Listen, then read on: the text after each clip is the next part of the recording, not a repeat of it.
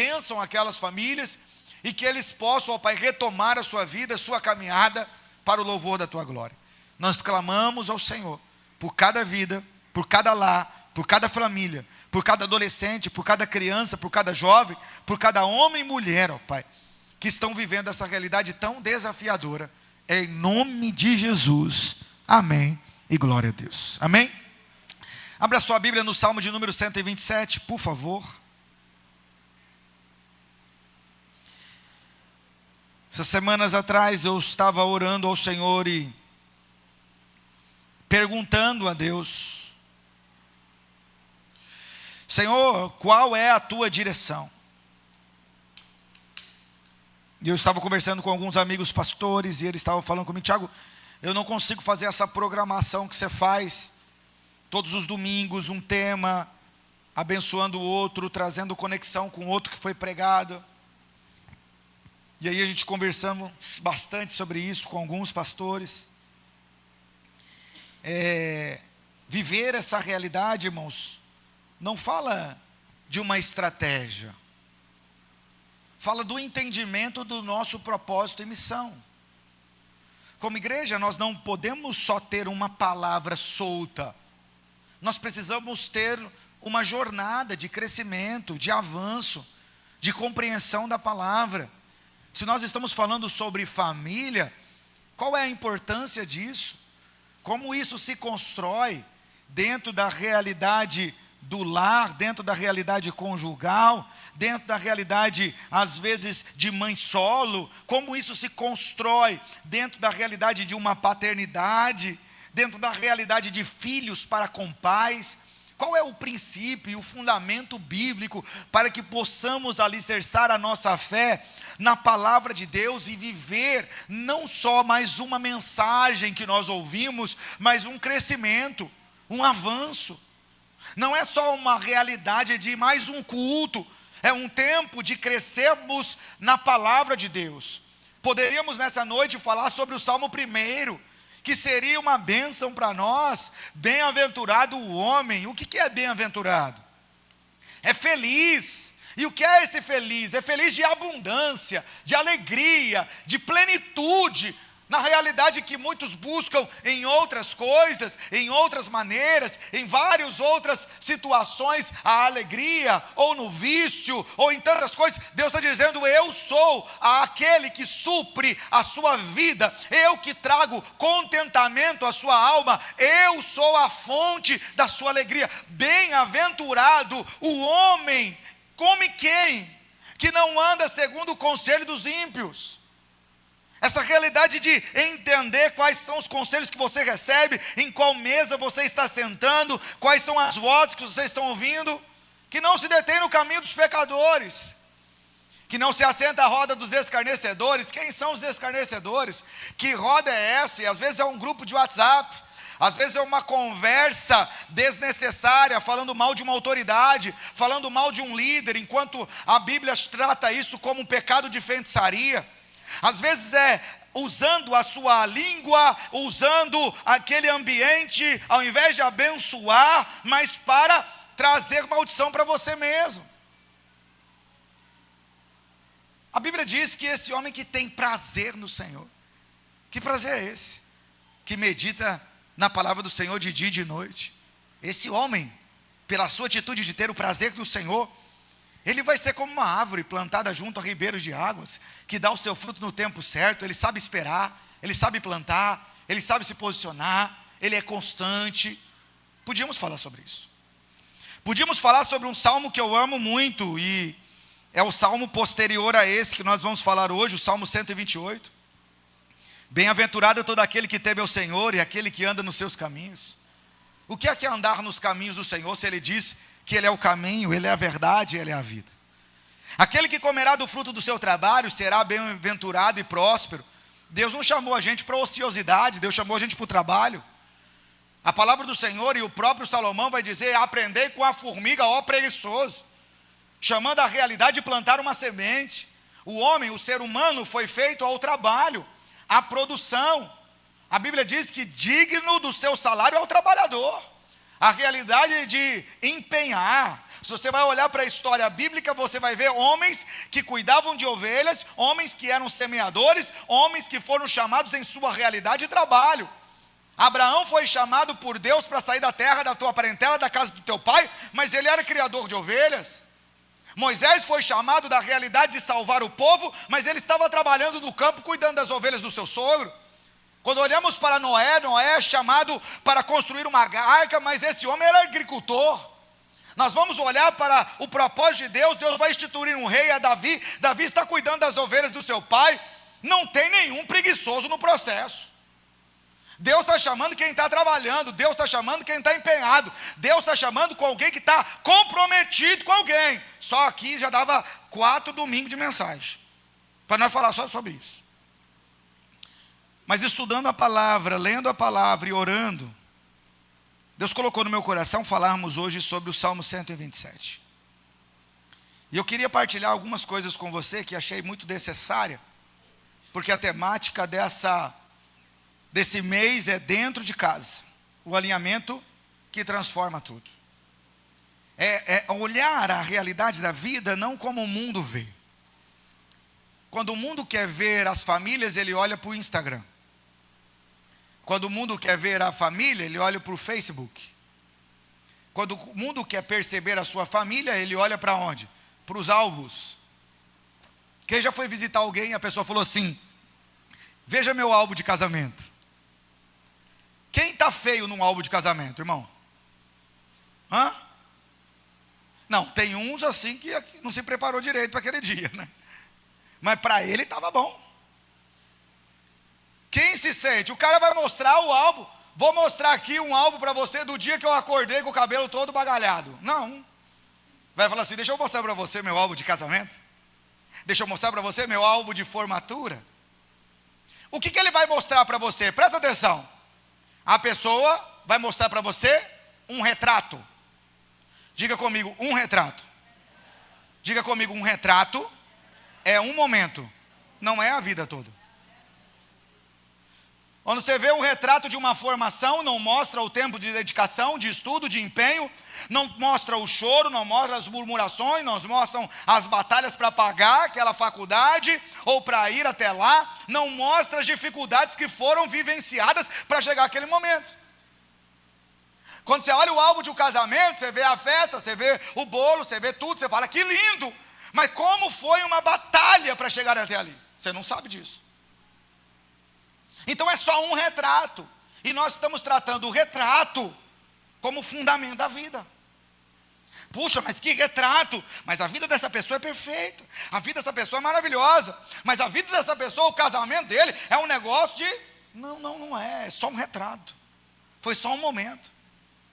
Pode ser que depois daquele retrato os dois brigaram, pode ser depois daquele retrato eles caíram, pode ser que depois daquele retrato ficou doente.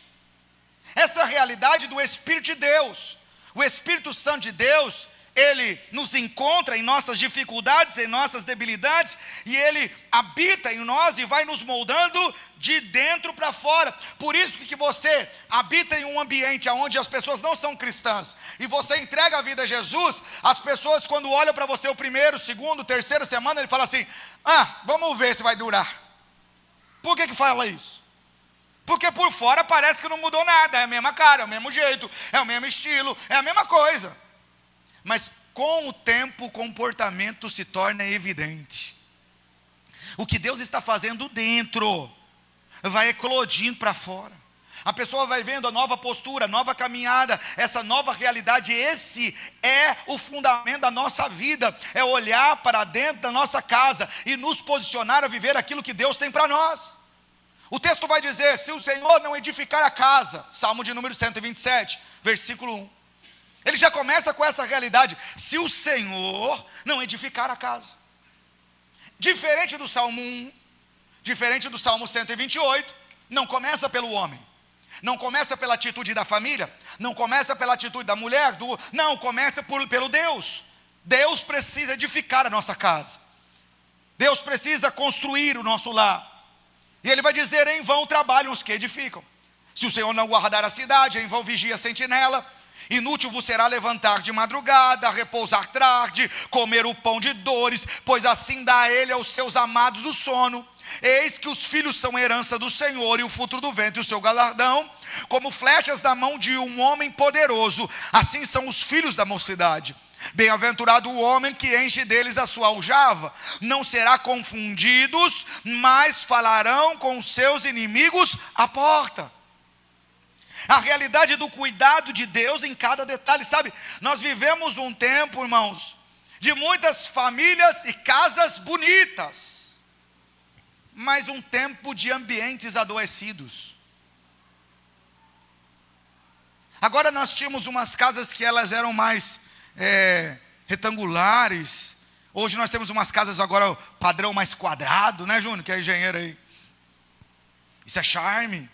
Era estranho, agora é charme. Nós tínhamos uns quintais que era utilizado durante o dia, e nós brincávamos, subíamos ali e descíamos. Hoje os quintais são iluminados para que eles possam também serem bonitos e vistos à noite. Antigamente nós fazíamos o projeto de luz nós mesmos. Coloca um luminário aí, coloca um refletor ali, dá uma ajeitada aqui. Hoje em dia nós temos estudo para isso, nós temos arquitetura de iluminação. Olha que negócio chique, gente. Para saber se é luz quente, luz fria, se ela é de baixo para cima, se é de cima para baixo, o melhor ângulo, o melhor visual. Olha a realidade do mundo que nós estamos vivendo. De casas quando são terminadas, que quando nós olhamos são lindíssimas, mas os lares que estão dentro delas são lares adoecidos, vivendo uma realidade terrível. Nós vivemos uma realidade de mesas cheias. E a fotografia das mesas são as mais bonitas no Instagram, né? Mas de corações vazios, de vidas vazias. Vivemos a realidade de um tempo de famílias conectadas à internet. Eu lembro na minha época, irmãos, eu tenho 41 anos. Eu lembro da minha época que o celular cumpria a sua função primária, ligava e acabou. Eu lembro de um celular Nokia que eu utilizava, que ele era uma arma mortífera. Lembra, Daltinho? Se você lançasse um Nokia na cabeça de alguém. Irmão, meu pai está presente aqui, deixa eu falar aqui. Eu era doido para trocar de celular, mas o Nokia era indestrutível.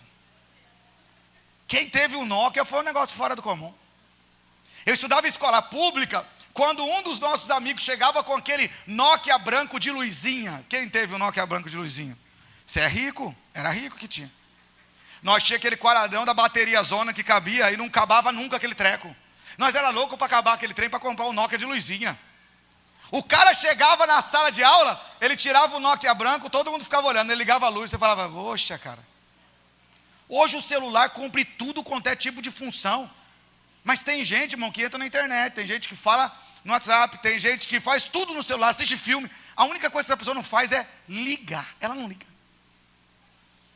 Ele perdeu a principal função dele.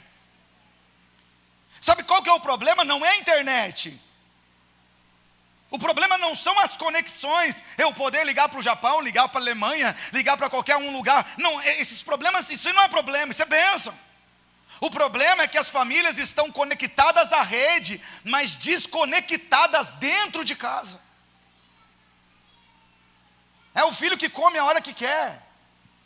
É a família que vive cada um horário. É todo mundo vivendo um tempo, uma realidade, um momento. Ninguém se dispõe a estar em comunhão, em unidade, a viver essa realidade. E por isso nós aprendemos com esse texto que uma casa sem Deus, ela é frágil.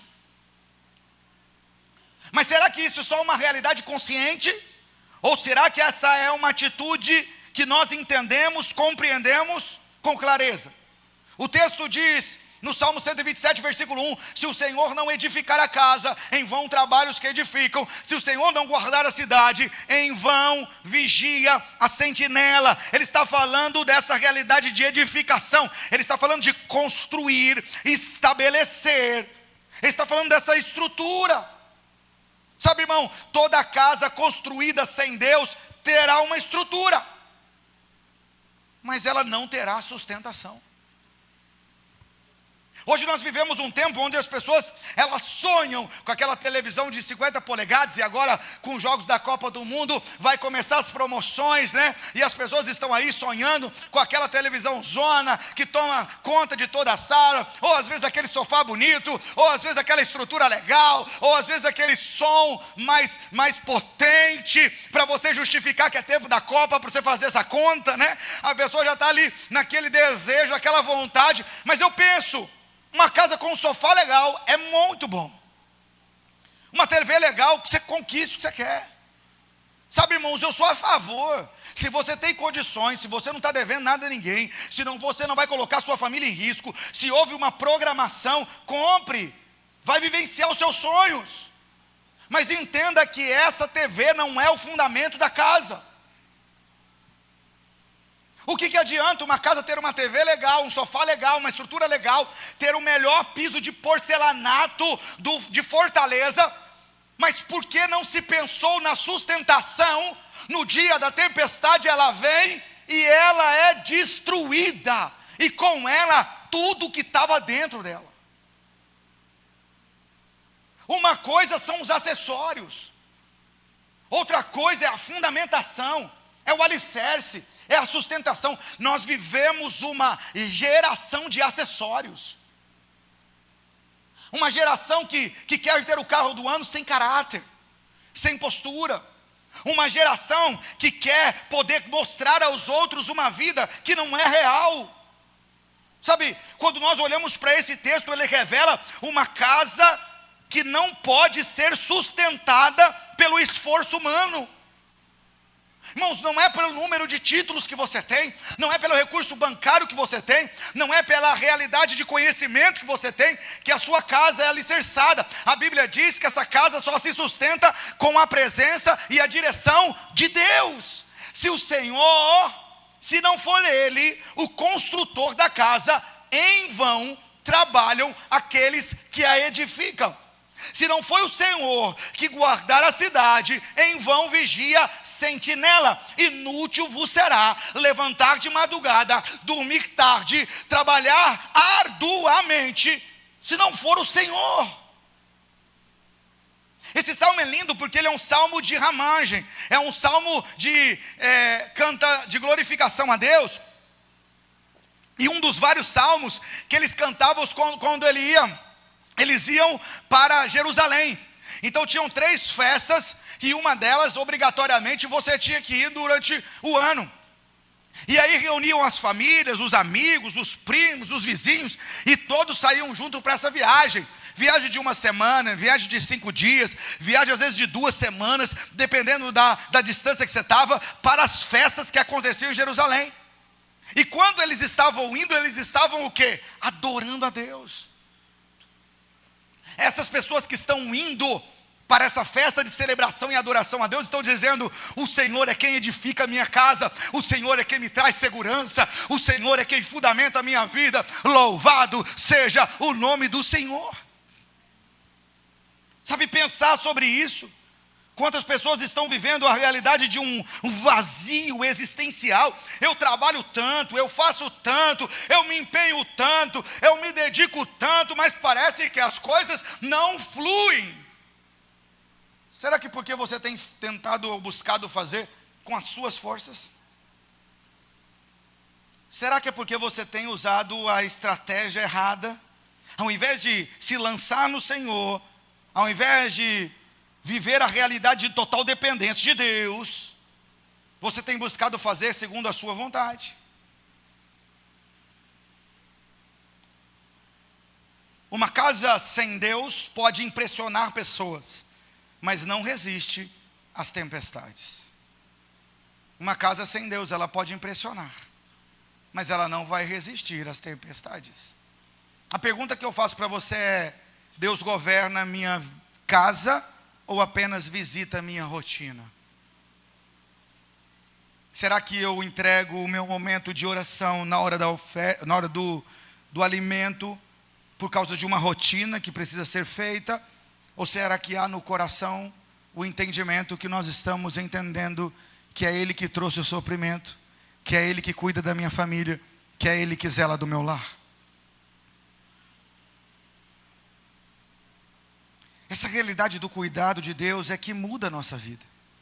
Entender quem governa a nossa casa é fundamental. Entender que Ele é Senhor sobre a nossa vida é fundamental. Entender sobre que momento nós estamos vivendo, sabe por quê? Porque muitas pessoas estão vivendo uma realidade onde as emoções o governam, onde o orgulho governa, onde os desejos governam. Sabe, casas, elas podem ter luxo, irmãos, mas pode ser que essa casa que tem luxo, ela não tenha paz.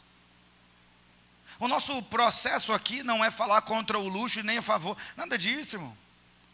Se você tiver a oportunidade de morar no melhor lugar, more. Viva essa realidade. É você entender que a estrutura da casa não define a família que mora lá. É viver um ambiente de equilíbrio. Eu quero estar em um ambiente bom, mas em uma realidade de paz. É entender que com o recurso financeiro você pode comprar muita coisa, mas não compra a paz.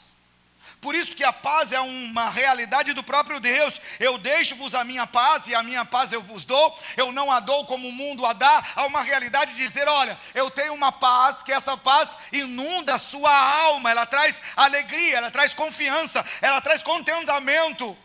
E o mundo tem uma paz que é falsa. Que é uma paz que está baseada nas conquistas. Que é uma paz que está baseada simplesmente em coisas frágeis. Nos vícios, no obter. E por que ela é falsa? Porque você tem um sonho. Quando você realiza o sonho, você fala, que alegria. E agora vem uma outra realidade de conquista de novo. Ela nunca tem um estancar, paralisar. Não tem. É sempre eu quero ter mais. Não, tem algumas mulheres que elas têm o desejo de comprar sapato. Mas não é um sapato, nem 2, nem 3, nem 4, nem 5, nem 6, nem 10. Eu às vezes saio com a minha mãe, a última vez que ela veio aqui, ela ficou até brava comigo. Porque a minha mãe tem muito sapato. Aí ela chegou para mim e falou assim, o que você acha desse sapato? Eu falei, eu acho que a pergunta está errada. Ela falou assim, não entendi. Não, quero saber se está bonito ou não, porque eu estou querendo levar. Eu falei, a pergunta está errada. Ela falou, não estou entendendo. E ela na loja, querendo logo resolver. Eu falei, a pergunta não é se ele é bonito ou feio. A pergunta é, a senhora precisa? Ela falou, depois nós conversa. Será que nós precisamos? Não é contra ter ou não ter. Mas será que não é para alimentar o seu ego? Será que não é para virar um acúmulo no seu armário? Ou será que é sim para o seu uso pessoal? Assim também é mágoa, assim também é tristeza. Às vezes eu fico magoado por situações que na verdade elas estão me ferindo muito mais do que outra coisa. Porque elas estão me impedindo de viver com alegria o que Deus tem para mim. Hoje Deus está aqui, Ele está ministrando o nosso coração, Ele está nos direcionando a viver o sobrenatural de Deus. E não é uma vida de tristeza, de amargura, de rancor. É uma vida de unidade, de prazer, de celebração e de alegria. Mas eu decidi ser carrancudo, eu decidi ser esse que me afasto, eu decidi que as minhas vontades, os meus desejos, do meu jeito, que as coisas devem ser. Mas não é assim. Não é assim na sua casa, não foi assim na sua criação, não é assim no seu casamento, não foi assim na sua escola, não é assim no seu trabalho. Por que na igreja vai ser? Então nós precisamos entender por que eu estou deixando e permitindo viver a realidade de ser carrancudo, de ser amargurado, de ser entristecido, de ser tudo isso que eu estou deixando ser, sendo que Deus me chamou para ser livre, para viver a paz que excede todo entendimento, para viver a alegria que inunda a minha alma, para gerar amizades, para conhecer novas pessoas, para servir ao Senhor com alegria, para viver o dia de hoje com intensidade. Por quê? Por isso que nós olhamos, e eu quero complementar, um casamento desalinhado desorganiza toda a casa. E aqui não é só o casamento. Aquela mãe que é solo, que o pai abandonou, que o pai deixou, ou que separou do marido. A realidade do pai que está afastado dos seus filhos. é qualquer realidade de lar aonde você exerce influência sobre o seu filho.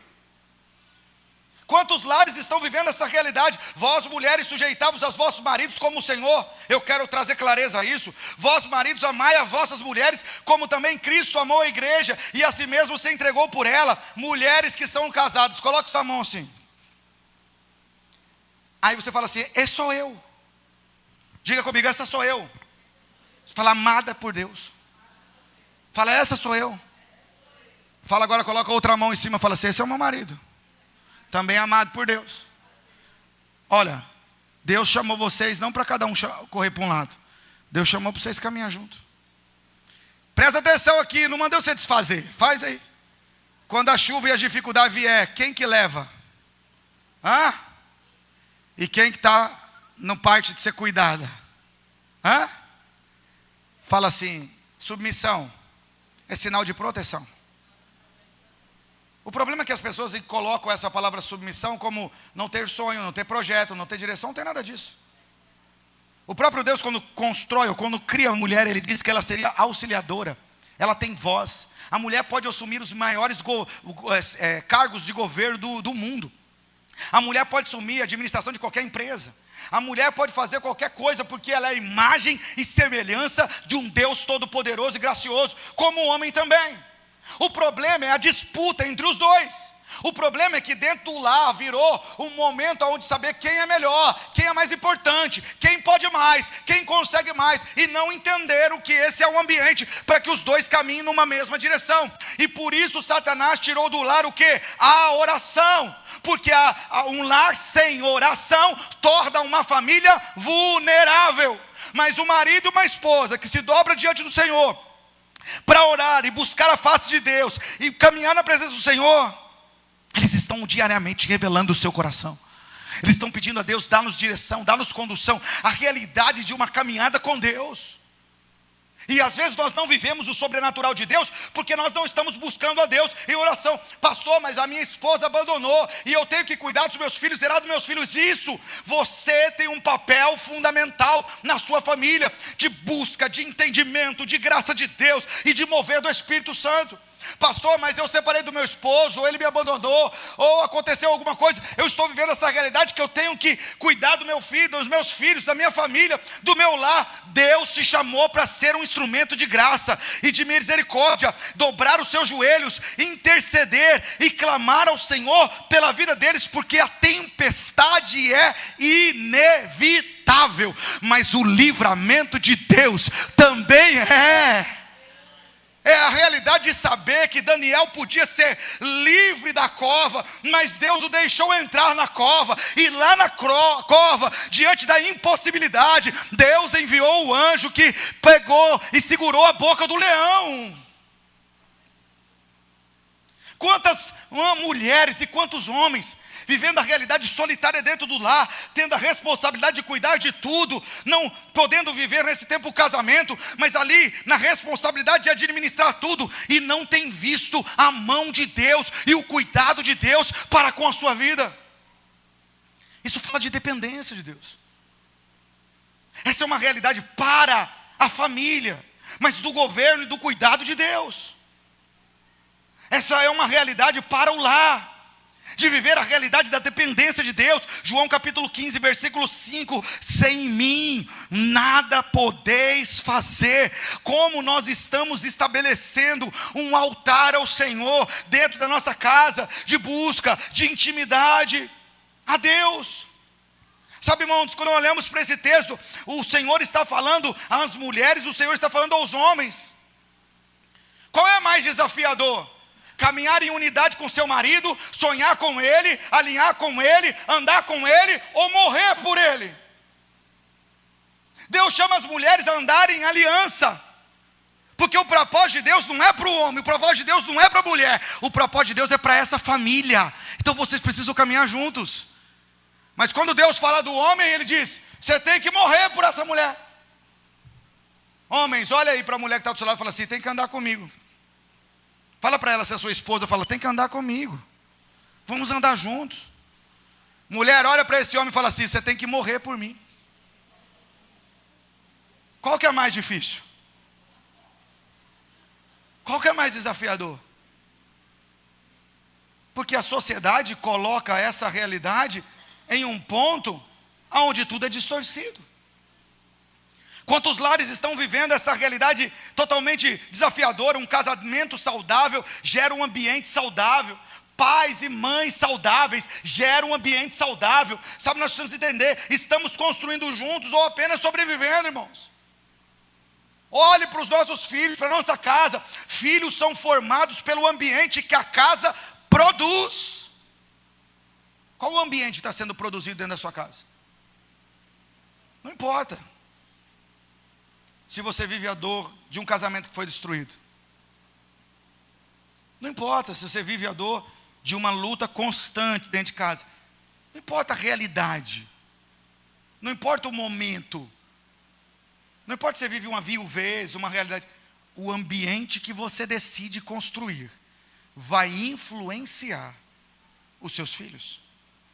Se eu pegasse uma esponja e mergulhasse ela na Coca-Cola, quando eu levantasse e apertar, ela ia sair dela o quê? Por que não isso é água? Porque o ambiente onde ela estava, é isso que ela absorveu. Mas se eu mergulhar na água, quando eu tirar para fora e eu apertar, ela vai o quê? Sair água. Esse é o ambiente que ela absorveu. O nosso ambiente, o ambiente que nós estamos construindo, tem sido que tipo de ambiente?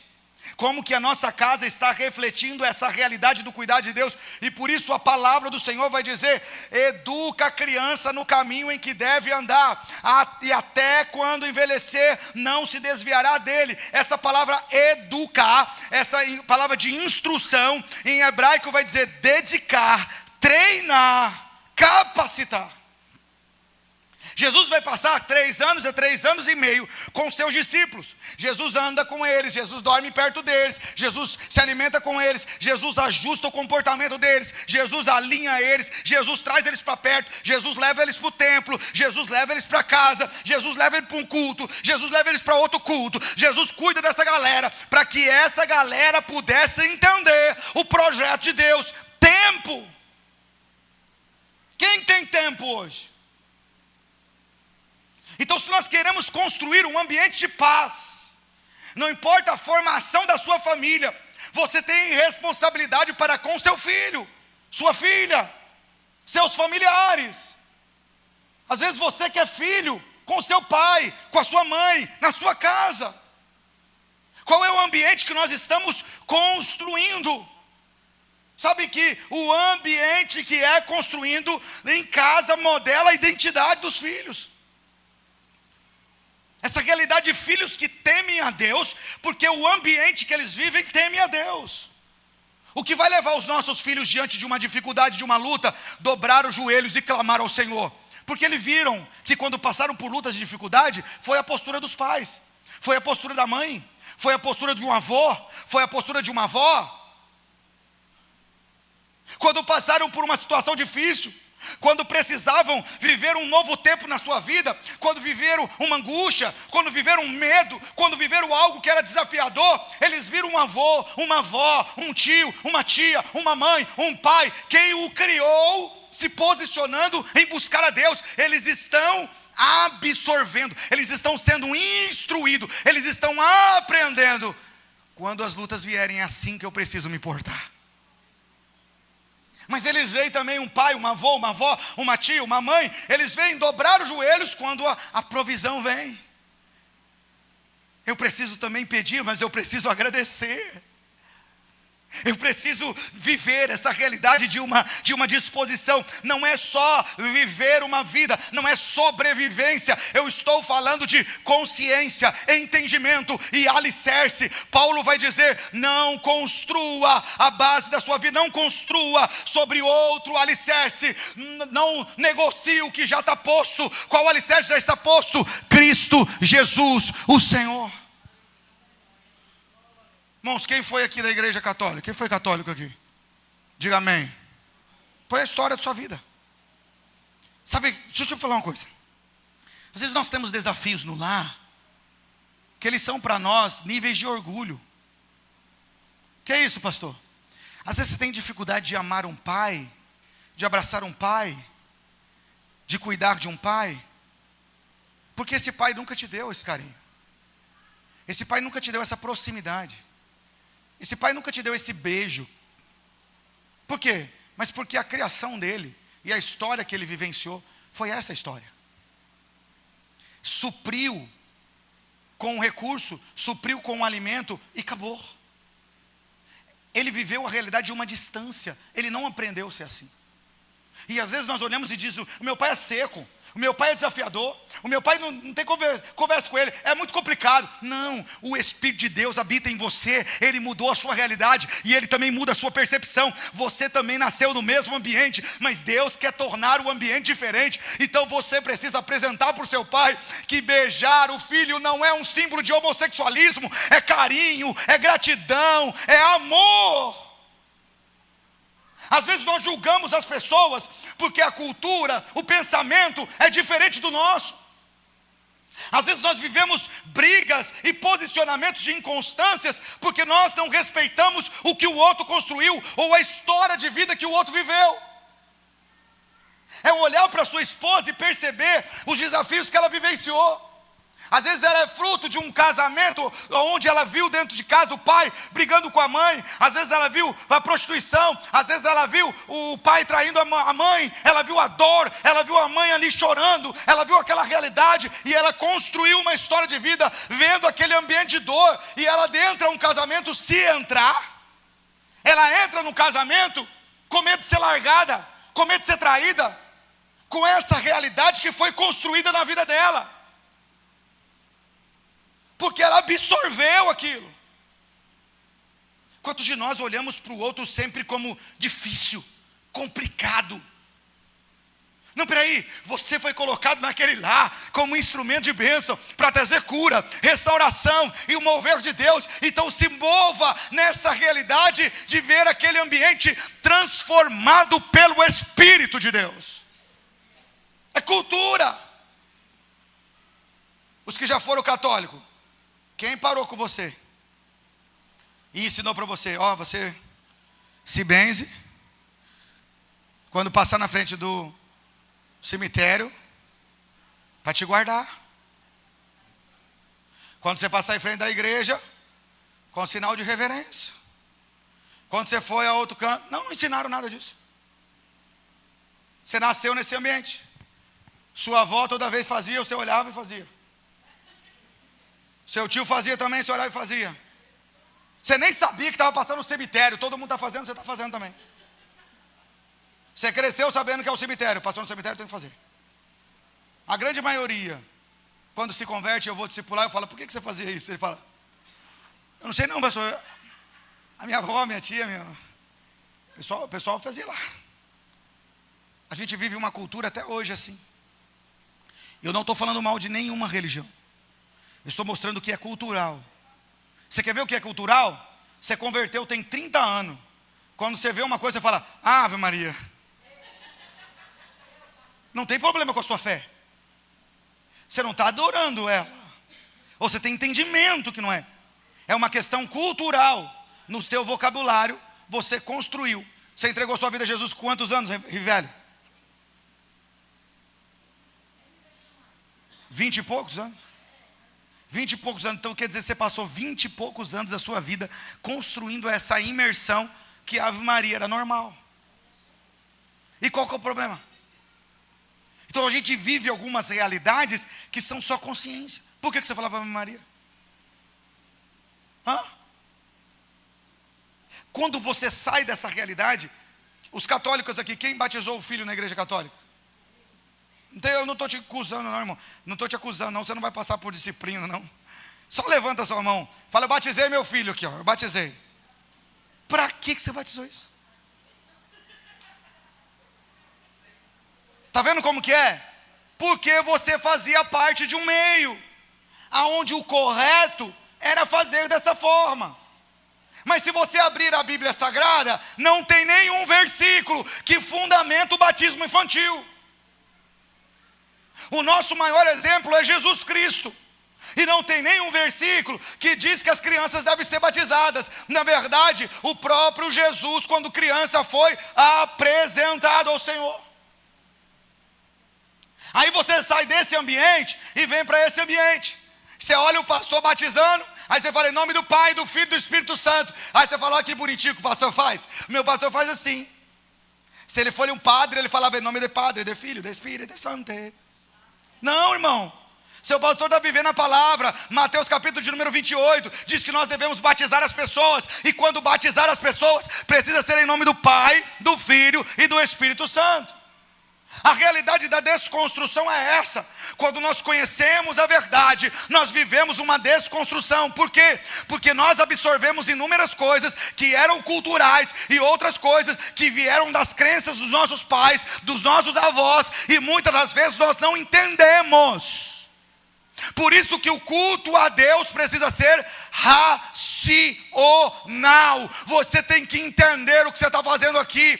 E por isso a palavra precisa te confrontar. Porque a palavra de Deus vem com esse propósito de limpar, santificar, transformar, restaurar. E ela precisa trazer à sua consciência e ao seu entendimento os caminhos errados que você está vivendo, para que você se posicione em viver os caminhos do fundamento, do alicerce da palavra de Deus. Para que a pessoa diga assim: para que eu tenho que ir lá na igreja evangélica e dizer eu amo Jesus, eu entrego a minha vida ao Senhor Jesus? Para que eu tenho que fazer isso? Porque Romanos capítulo 10 versículo 9 e 10 diz: se com a tua boca confessares ao Senhor Jesus e em teu coração creres que Deus ressuscitou dentre os mortos, será salvo. Você não está vivendo a realidade agora do que os outros estão fazendo, de uma cultura familiar, ou de algo que o filho passou para o pai passou para o filho, o tio passou para o avô, e ninguém sabe. Não, você está buscando viver a integralidade da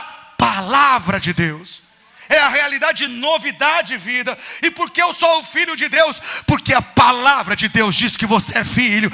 A palavra lá em 2 Pedro vai dizer que você é geração eleita, sacerdócio real, nação santa. Eu sou o povo de propriedade exclusiva de Deus. E quem te diz isso? A palavra de Deus.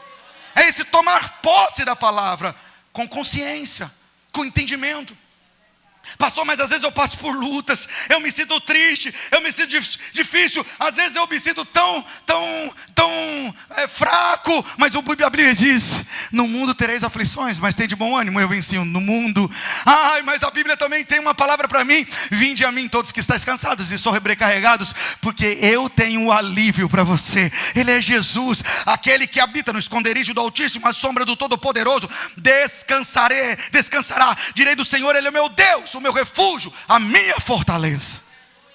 Mas é a palavra, não é alguém que disse para você, é a palavra se revelando a você. Pais ausentes geram filhos vulneráveis. O que os nossos filhos estão aprendendo conosco? Estou, será que discipulando meus filhos ou só corrigindo?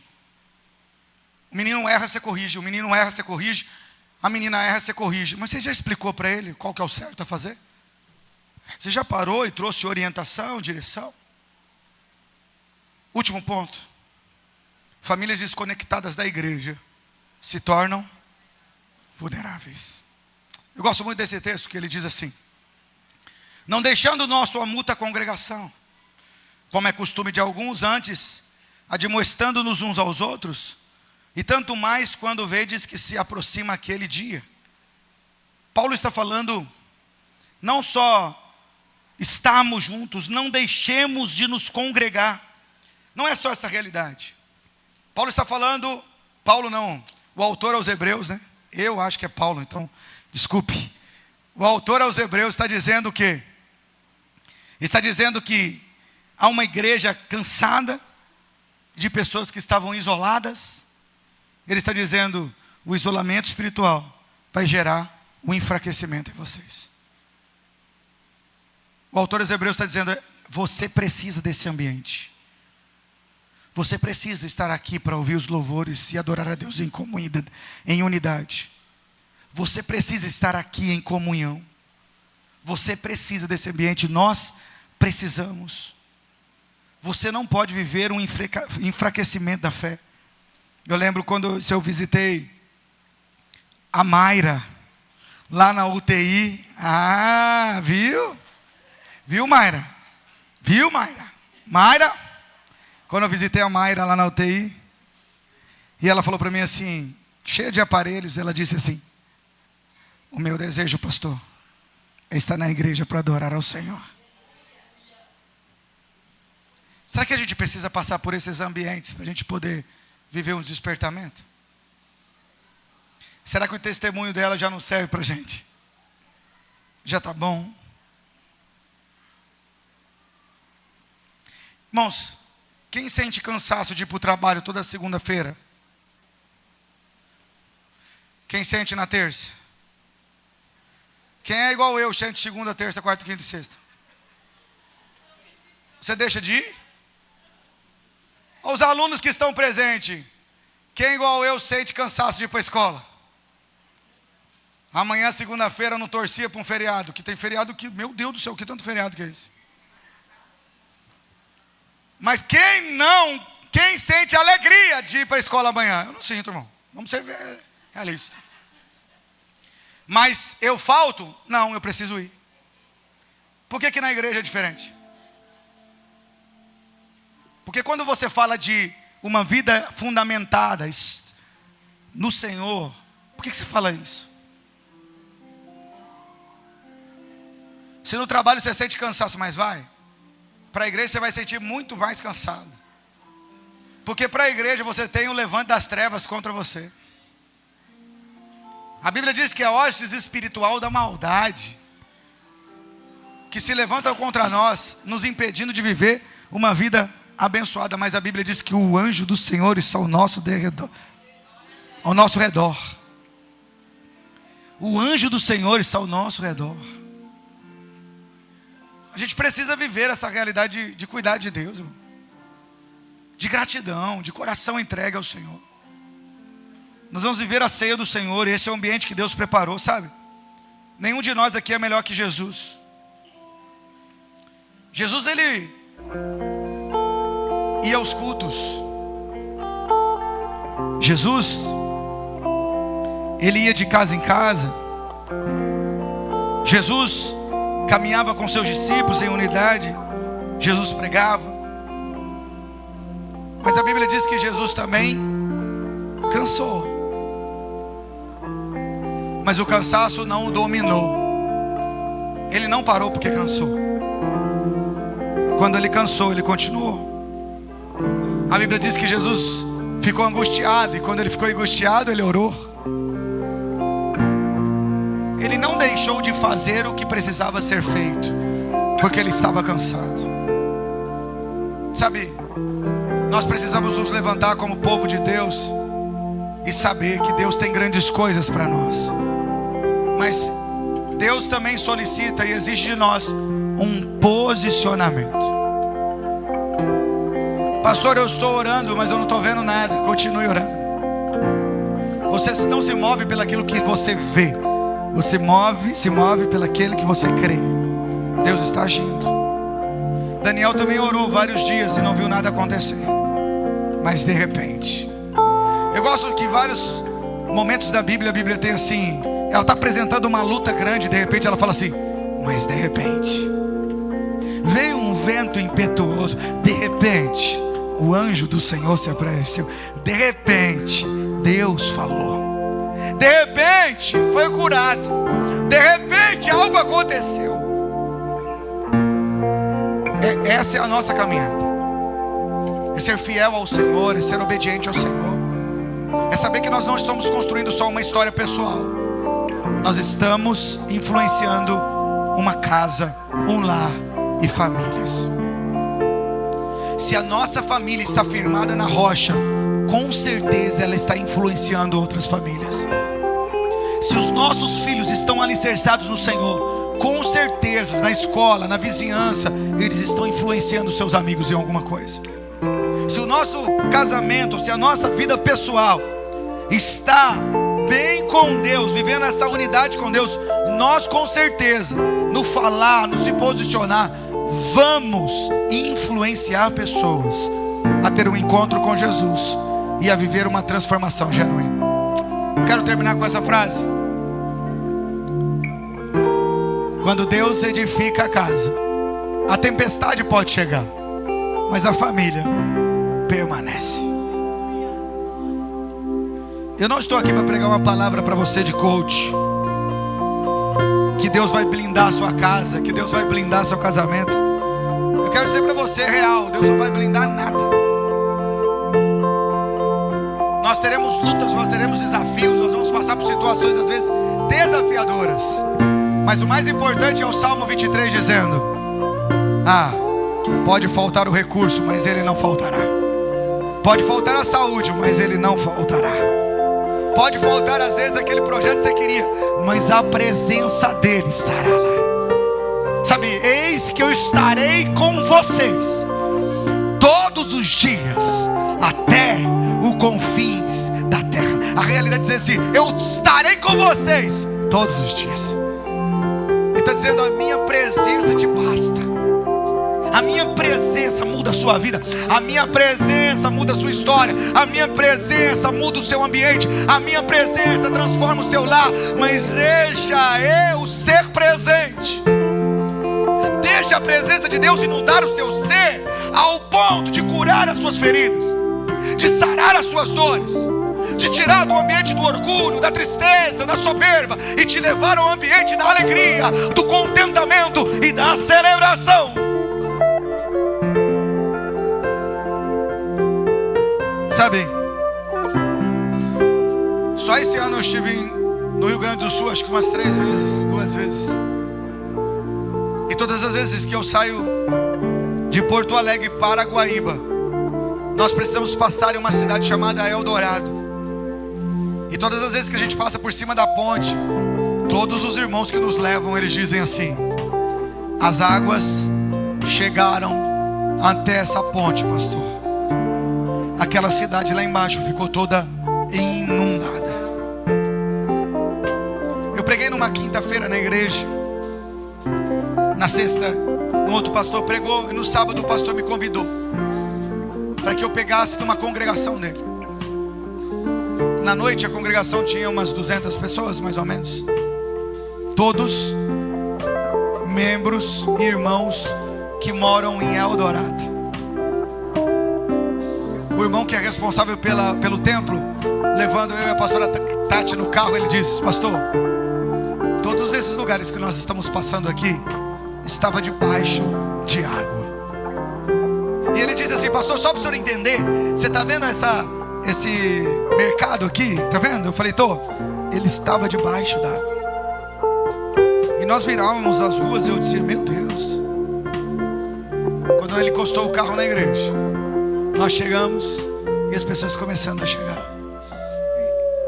Famílias ali, famílias daquele lugar. E quando você ouviu os testemunhos depois do culto, eles fizeram um jantar e eles disseram: eu passei pela enchente e perdi tudo, mas a igreja me ajudou.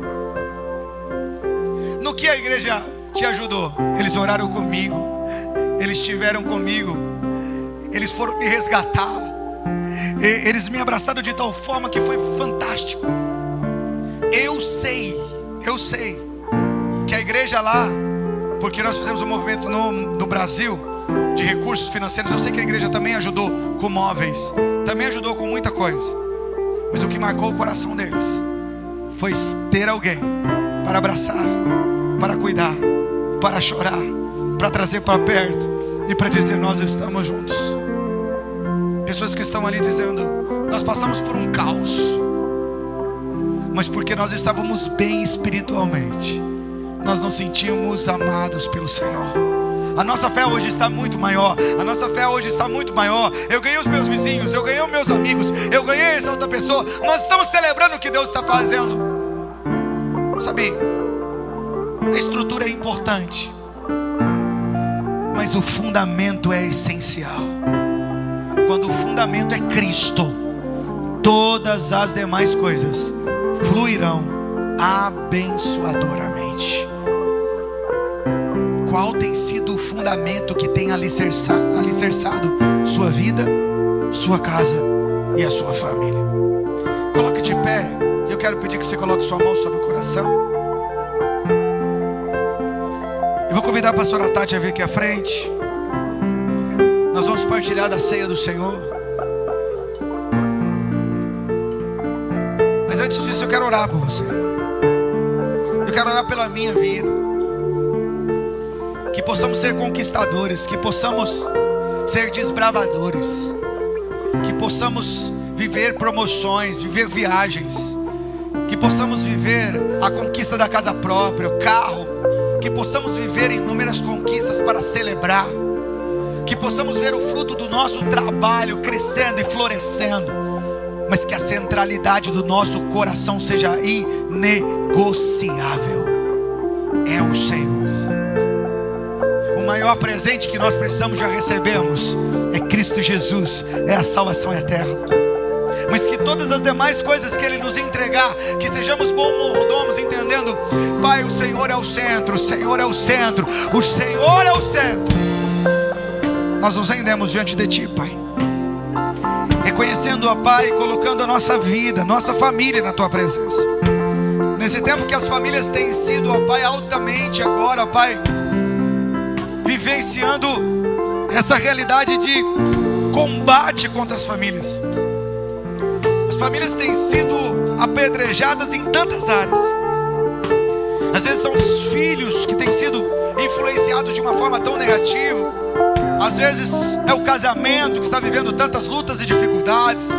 Às vezes são feridas pessoais na alma. Às vezes são situações que nós não conseguimos ainda resolver, ou lidar, ou solucionar. Pai, nessa noite nós nos rendemos diante de Ti e pedimos: cura-nos, Pai, restaura-nos, transforma-nos, Deus.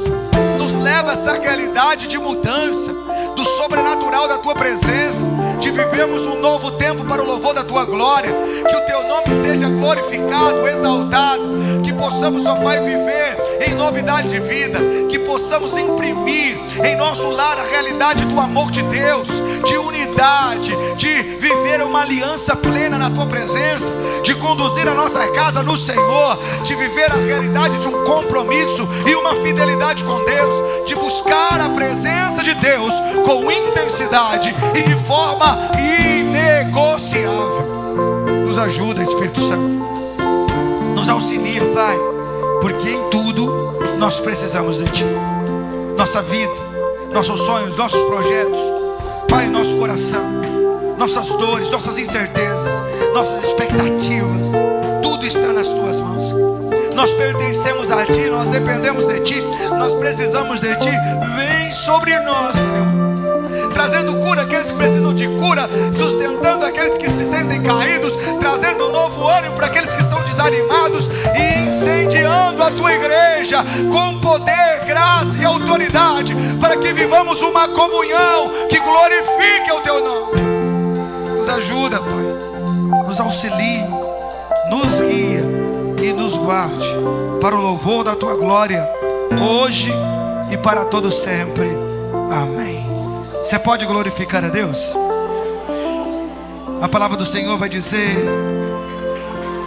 aleluia, que porque eu recebi do Senhor o que também transmiti a vocês, que o Senhor Jesus, na noite em que foi traído, Ele tomou o pão, deu graça, partiu e disse: esse é o meu corpo, que é dado em favor de vocês. Façam isso em memória de mim. Da mesma forma, depois de ter comido o pão, Ele pegou o cálice e disse: este cálice é a nova aliança no meu sangue. Façam isso sempre que o beberem em memória de mim. Porque sempre que comerem deste pão, beberem deste cálice, vocês anunciam a morte do Senhor até que Ele venha. Examine-se cada um a si mesmo, então coma do pão e beba do cálice.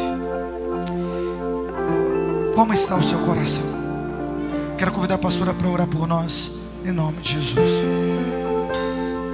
Senhor nosso Deus, nós Te louvamos, ó Deus, e Te agradecemos pela oportunidade que o Senhor nos dá de participarmos da ceia do Senhor, reconhecendo o sacrifício do Senhor Jesus na cruz do Calvário, por amor às nossas vidas. Senhor, nós te louvamos, ó Deus, porque o Senhor se entregou por amor a nós. O Senhor, ó Deus Jesus, foi, Senhor Jesus, morto na cruz, mas te louvamos porque o Senhor não ficou morto. O Senhor ressuscitou, vivo está e voltará para nos buscar. E nós te louvamos porque é o Senhor que nos ajuda como filhos do Senhor. É o Senhor que nos cura, é o Senhor que nos sustenta. Há poder no teu nome, Jesus, e nós te louvamos por isso. Obrigada, Senhor, pela oportunidade de participar da ceia do Senhor e de anunciar os grandes feitos do Senhor nas nossas vidas. Obrigada, Senhor, pela salvação eterna. Obrigada, Senhor, pela oportunidade de participarmos da tua mesa, da mesa do Cordeiro de Deus. Obrigada, Senhor, pela tua bondade. Nós te louvamos, ó Pai, nós te exaltamos, nós te glorificamos. E nós, ó Pai, apresentamos, ó Deus, cada uma das nossas famílias aqui diante do Senhor. E pedimos ao Senhor, ó Pai, que o Senhor dê a direção, a condução. E que cada um esteja, Senhor, com o objetivo, Senhor Jesus, de estar a cada dia louvando ao Senhor, engrandecendo ao Senhor, colocando o Senhor como primazia em todas as áreas das nossas vidas. Que cada família seja abençoada pelo Senhor e que cada família reconheça o sacrifício de Jesus na cruz do Calvário e que cada família reconheça, Senhor Jesus, nós estamos como noiva do Cordeiro, aguardando a volta do noivo, que é o Senhor Jesus. Glória a Deus Pai, Deus Filho, Deus Espírito Santo. Assim, Senhor, eu oro e te agradeço. Amém. Louvado seja o Senhor, você que é batizado, você que é membro de uma igreja evangélica, você que vai participar conosco da ceia do Senhor. Esse tempo de celebração, de bênção, de gratidão e de louvor a Deus. Você que está do lado direito, você vai vir do lado direito. Você que está do lado esquerdo, virá do lado esquerdo, virá à frente para pegar o cálice e o pão em comunhão para a glória de Jesus. Amém. Enquanto adoramos, você pode vir à frente, pegar o cálice e pegar o pão em nome de Jesus.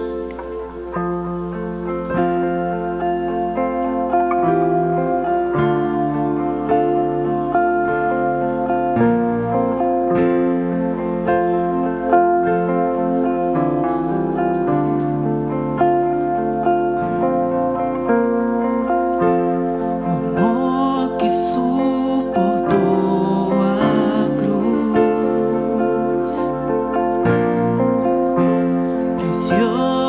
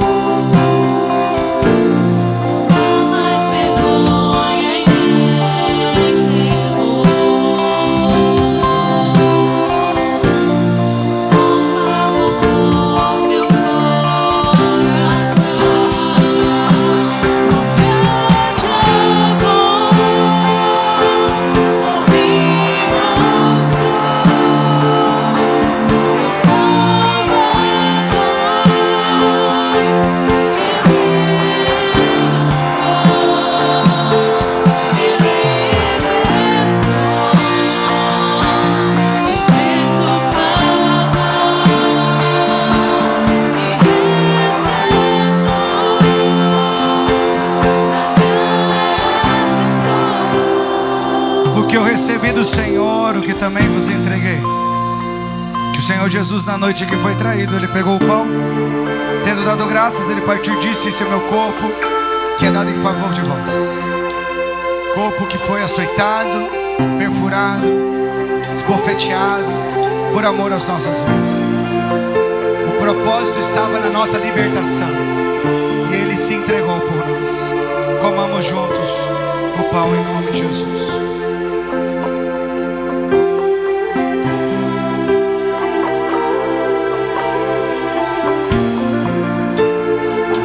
Depois da ceia, ele tomou o cálice e disse: esse é o cálice da nova aliança do meu sangue. Fazer isso em memória de mim, em memória dele, sabendo que nós não somos seres isolados, nós somos filhos amados de um pai apaixonado que nos deu uma família. Troque o cálice com 2, 3 pessoas, diga: eu tenho comunhão contigo.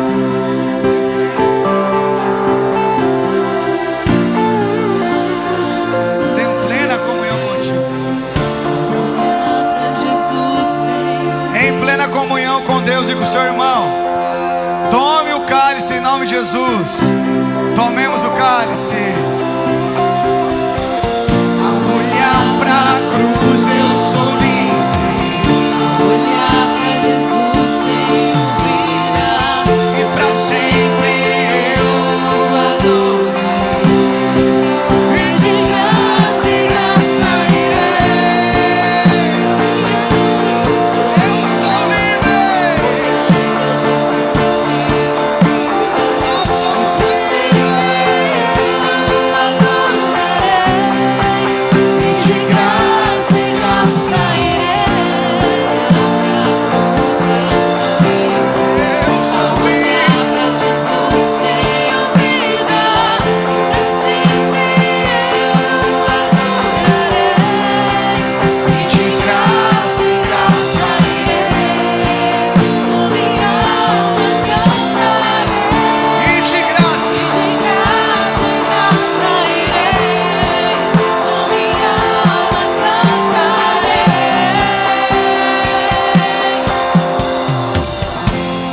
Mayra, vem aqui.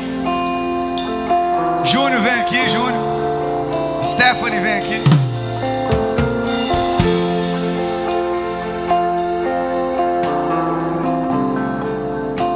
Eu vou falar de uns, né?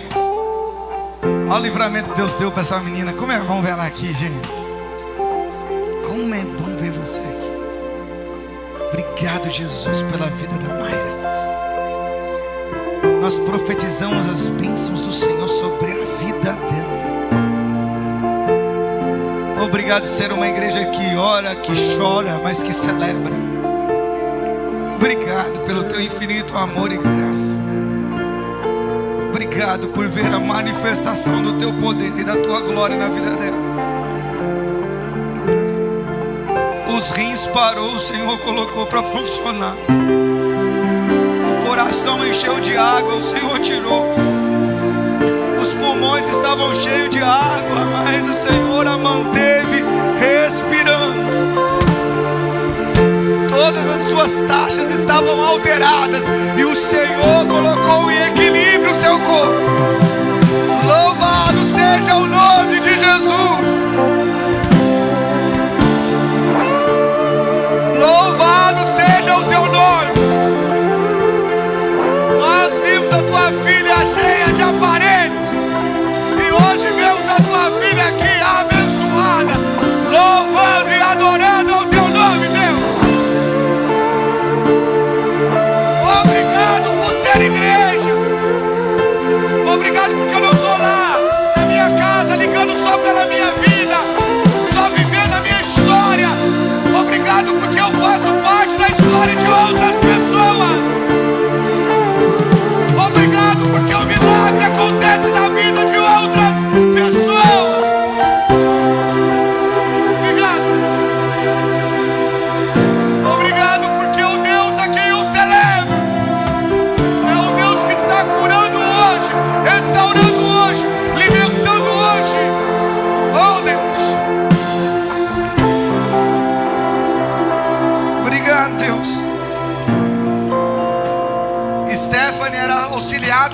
contabilidade.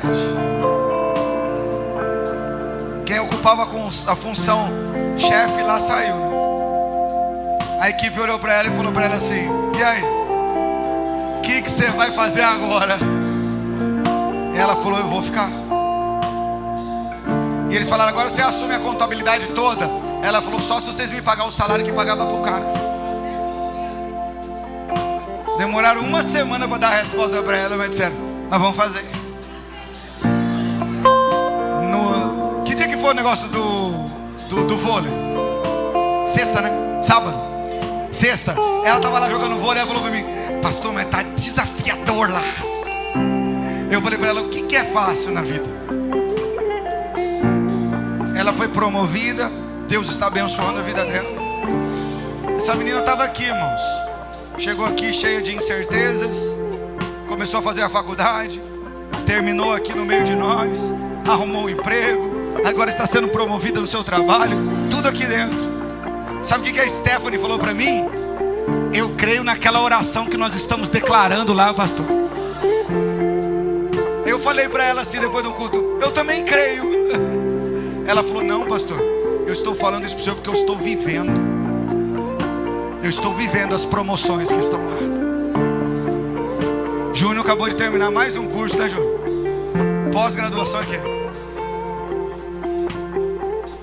Corporação na engenharia civil.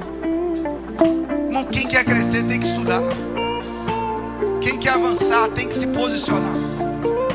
Nós estamos vivendo isso como igreja. Às vezes fica no anonimato. Você não fala para mim, eu não sei. Eu não consigo saber tudo.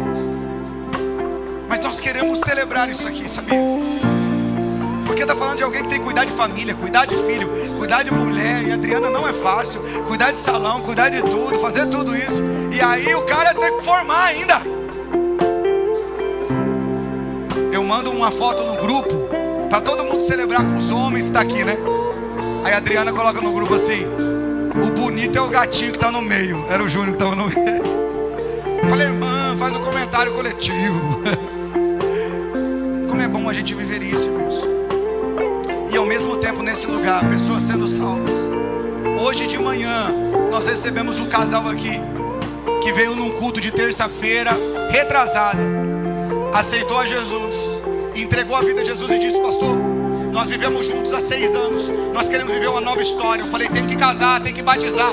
Já vão casar dia 6 de junho, nós vamos fazer o casamento deles. E no batismo de julho já quer se batizar. Não falta um culto. E falou: pastor, nós não queremos só dizer que somos, nós queremos viver o novo de Deus. É sobre isso que Deus está fazendo aqui nesse lugar. Esses dias nós estamos orando pelo Marcelo. O Marcelo está aí de manhã celebrando o Senhor.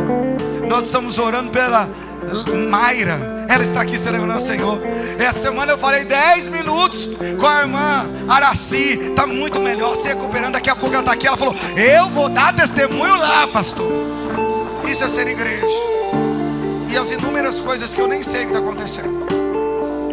Sabe, esses dias nós estávamos falando com o Felipe, que estava desempregado. Felipe já arrumou emprego, já foi promovido. E agora, em nome de Jesus, vai ter nova promoção chegando aí.